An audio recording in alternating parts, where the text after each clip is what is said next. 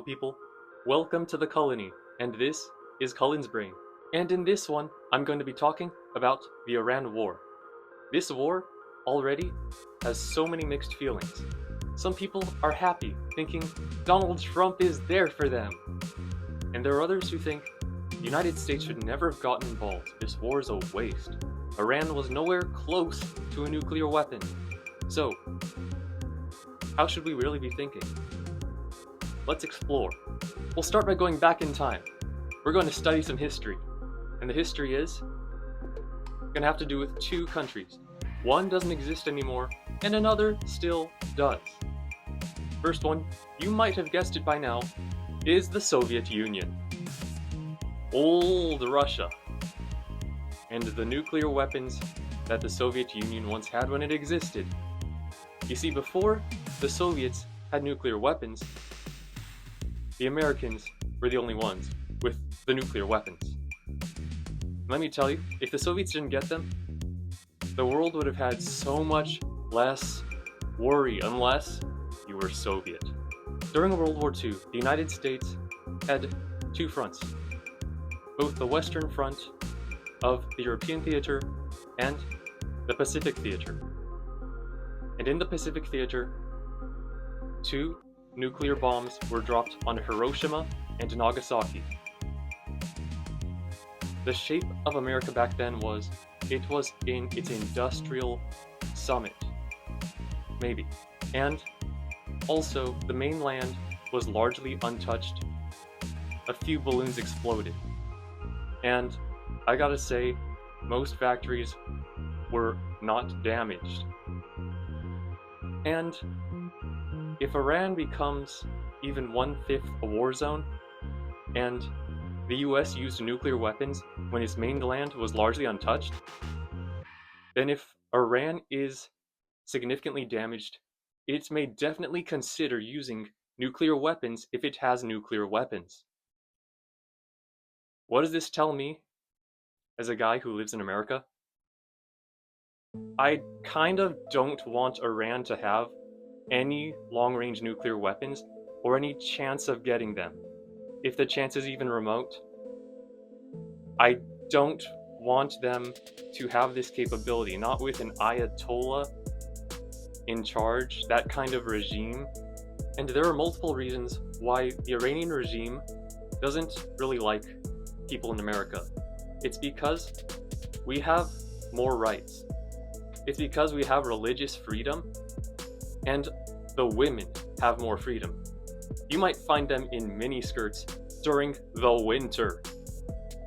And America has strip clubs. You know those clubs where there are strips everywhere? I like having strips, okay? But the Iranian regime doesn't like that. And they might decide to use nukes if provoked enough. But when we know a country does not have nuclear weapons, we know that it can be more influenced by war if it has to be. And now I'm going to mention the second nuclear country, the one that still exists, and it's called North Korea. You see, it has nuclear weapons, and because of that, American military leverage is very limited. And North Korea can get away with more than some other countries now. And imagine how bad it would be for America if Iran became another North Korea! So, what does the war in Iran look like right now? Well, I'll tell you something.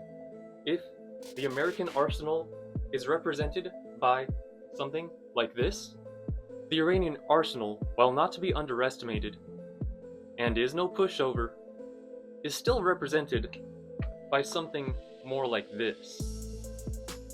And this is the model that came before the one I showed you before this one.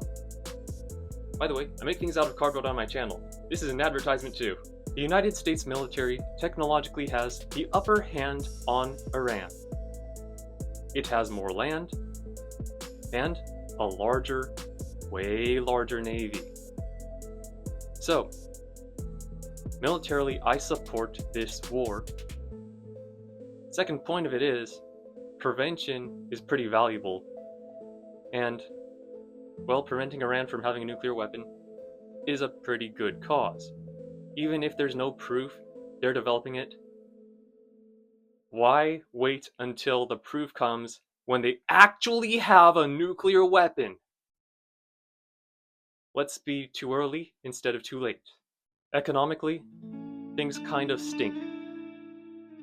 The price of oil has risen, gas has risen. People's lives have been presented with difficulty, and it's affected Asia negatively.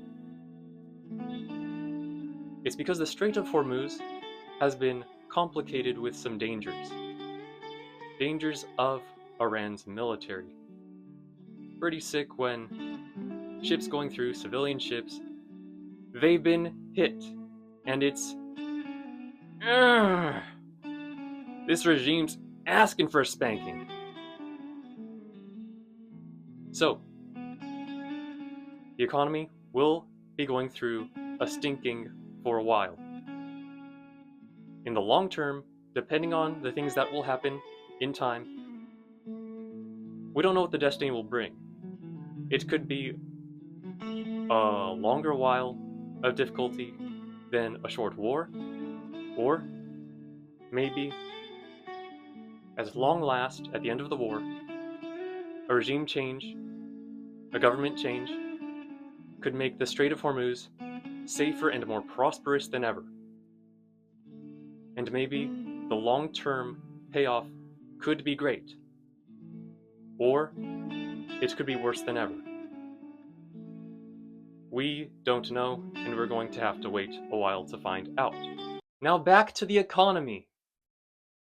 Do you know what would happen if the United States and some allies dogpiled on this Iranian regime and won the war? For one, some Iranians would help because there are women who want more freedom. And if they get their way, and this regime's replaced, I've got some words for you. Fashion spending. Those hijabs would be out of a job.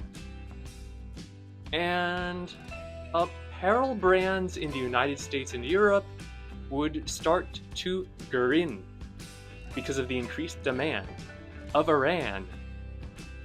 And that means people are having jobs. That means people are getting money later. And if this lasts for years or decades, the payoff could be great. It could even pay off the war eventually.